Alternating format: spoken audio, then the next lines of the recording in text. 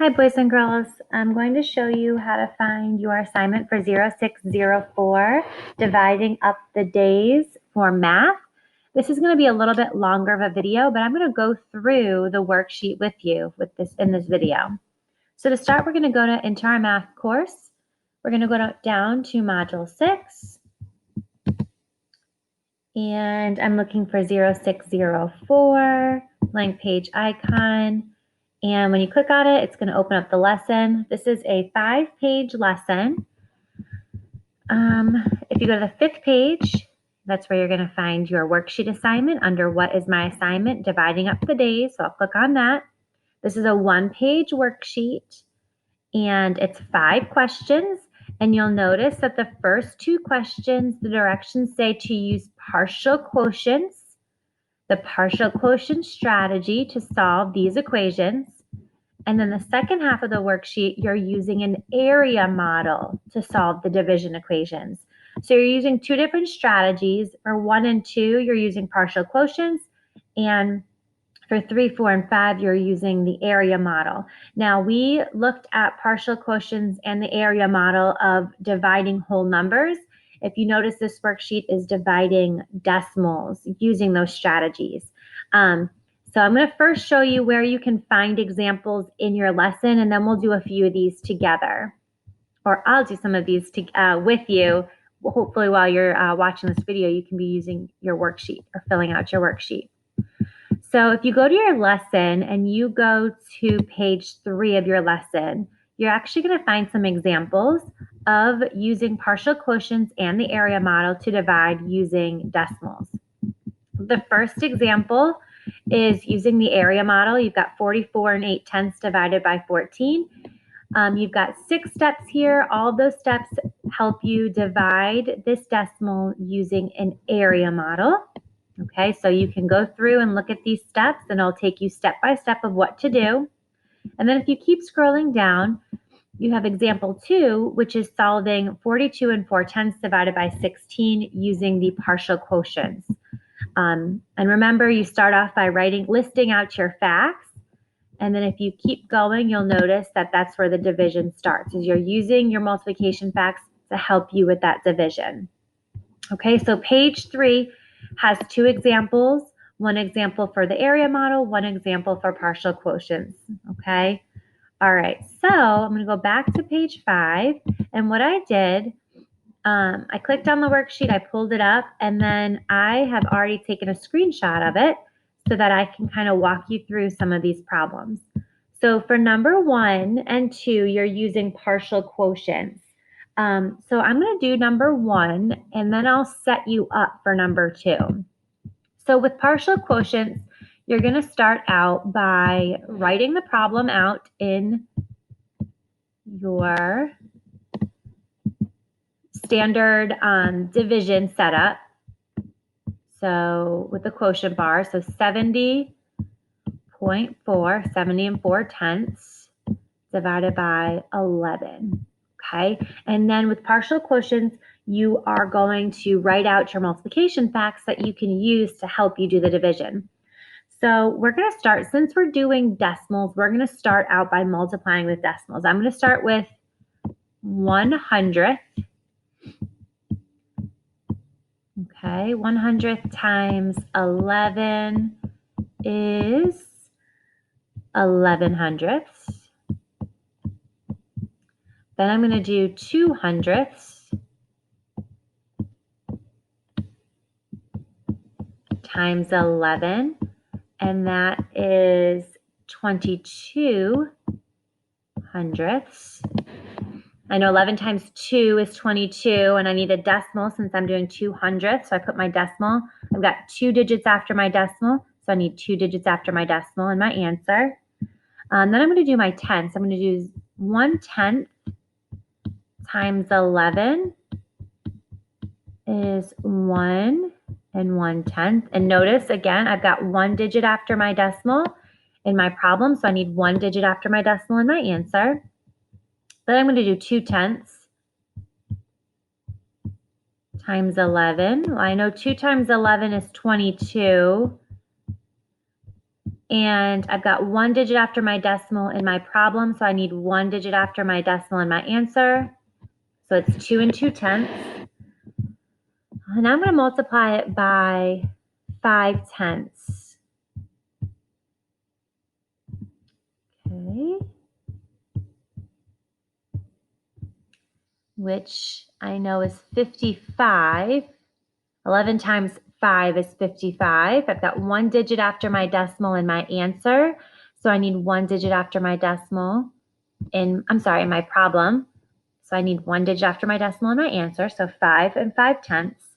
And then I'm going to just do some regular facts. 2 times 11, we know is 22. We'll do 5 times 11, which again, mental math, 55. Okay, so now let's take a look at what we're dividing. 70. Okay, so I need to get close to 70 4/10. Well, let's take a look at my list here. 5 times 11 is 55. Well, I think I can get closer.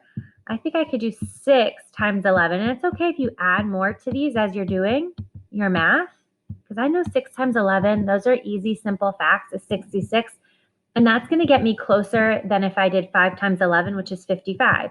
So I'm going to do 6 times 11. Now with partial quotients, remember we write it on the outside over here. So I'm going to start with 6 times 11. And we know that's 66. And since we're working with a decimal, and we've got a decimal 0.4 here, I'm going to put 0.0. And that's just going to help me do the subtraction, because when we're subtracting with decimals, we need to make sure we line up the decimals. 4 minus 0 is 4. 70 minus 66 is 4. I bring down my decimal. So now I'm working with 4 4/10. All right, so now I'm going to go look back at my partial quotients, or not my partial quotients, my multiplication facts over here. I need to get close to 4 4/10. So 5/10 times 11 was 5 5/10. 2/10 times 11 is 2 2/10. Well, I see a pattern here. And 1/10 times 11 is 1 1/10. So I see a pattern. 1/10 times 11 is 1.1. 2/10 times 11 is 2.2. 5/10 times 11 is 5.5. So there's a pattern here. So let's maybe do 0 4/10 times 11. I know 11 times 4 is 44. And I've got a digit after my decimal in my problem. So I need a digit after my decimal in my answer, which is between the two 4s, 4 4/10. Oh, well, that's the same as what I'm trying to divide into. So I'm going to use 4/10 times 11. And we know that's 4 4/10. Subtract, and we get 0. Okay, so we're done with the division, but to get the answer, what we need to do, if you remember with partial quotients, we need to take these numbers and add them together. 6 4/10. Okay, well, I might just write that over here. 6, which I can write with 6.0. That's still 6 wholes.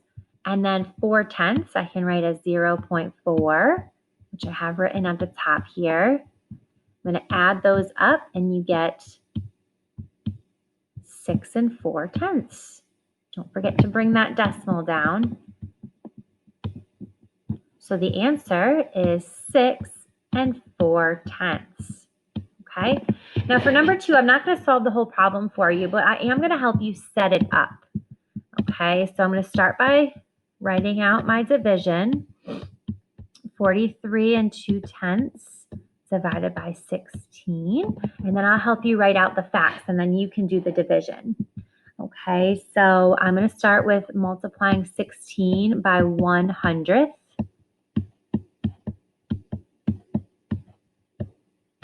Gives us 16/100ths. I'm going to do 200ths.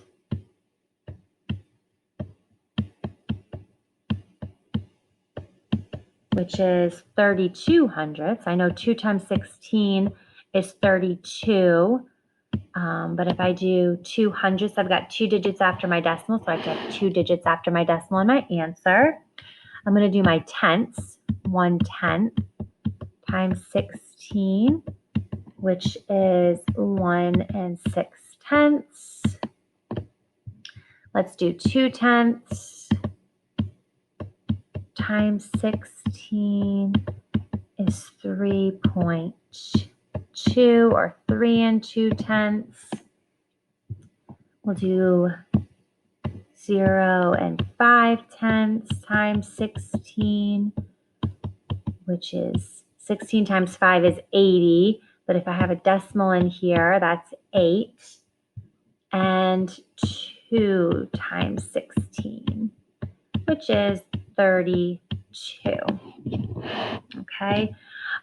So now you can use these multiplication facts to divide 43 2/10 divided by 16. Okay, remember, you want to try to get close to 43.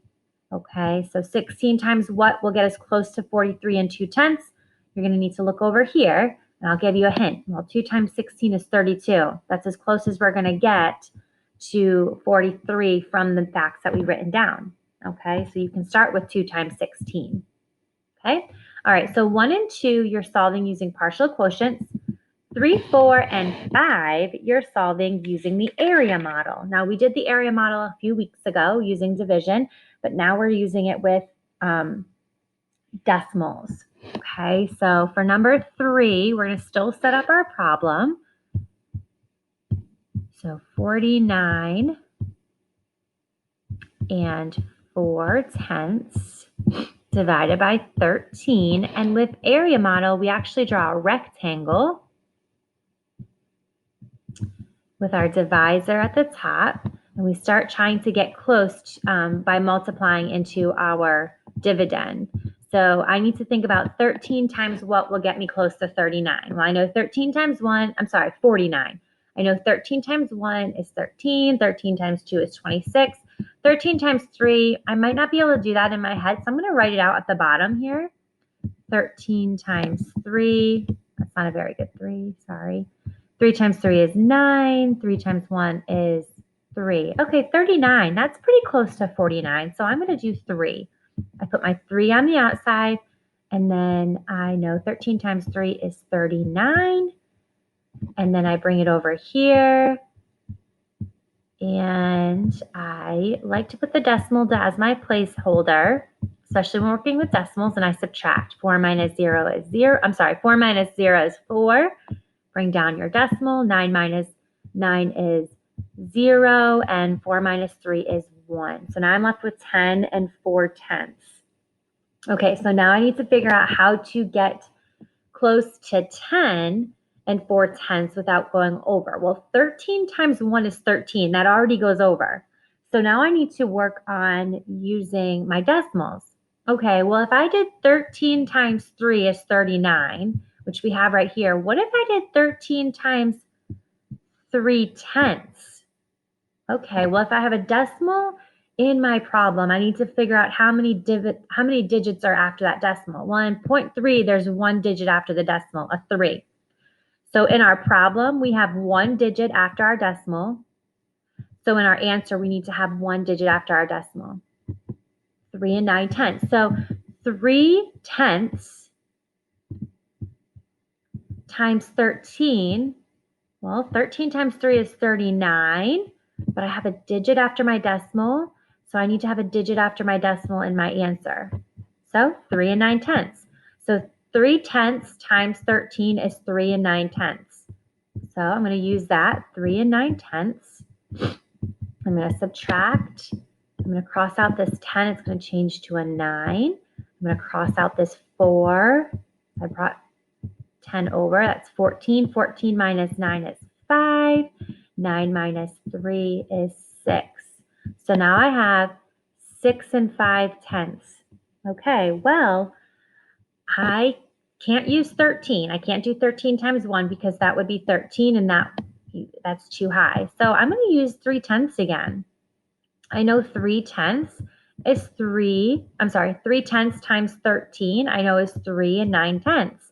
And I can take that away from 6 and 5/10. So 3 and 9/10. Subtract. Okay. 15 minus 9 is 6. 5 minus 3 is 2. 2 and 6/10. Okay. Well, okay, so 2 and 6/10. Well, I know 13 times 2 is 26. I know 13 times 2 is 26. That's way too big. But look at 2, 6, 2, 6. But there's a decimal here. So if I did 13 times 2/10, put the decimal in between the 2 and the 6, because 13 times 2/10, well, 13 times 2 is 26.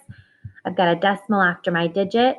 I have a digit after my decimal in 2/10, so I need a digit after my decimal in 26, which would be 2 and 6/10. Okay, then I can subtract. Hide this. There we go. I can subtract, and 2 and 6/10 minus 2 and 6/10 is 0. All right, so we're left with 0. So now I need to take these numbers. Whoops, whoa. Sorry, guys. I need to take these numbers and add them up. Now, I don't have a lot of room on the left here, so I'm going to rewrite them over here on the side. I had 3 wholes, and I like to put, when I'm working with decimals and I have a whole number, I like to put a decimal and a 0 after my whole number to hold that place value and to make it easier to line up my decimals. So 3 wholes, and then I had 3/10, and then I had 3/10 again, and then I had 2/10. I'm going to add those up. 3 plus 3 is 6, plus 2 is 8. Bring down my decimal, and then add my 3. 3 and 8/10 is the answer. 3 and 8/10. Okay? All right, so for 4 and 5, you're doing the same process. You're setting up your problem, and then you're making your area model box, and you're working with the same type of strategies that we did with whole number division. You just have a decimal. Okay, boys and girls? So you are in charge of doing 4 and 5 and finishing 2. I did numbers 1 and 3 for you. Okay? All right, boys and girls, when you're done with your worksheet, don't forget to turn it in. In the submission page, you'll have a blue plus button, and you can submit it there.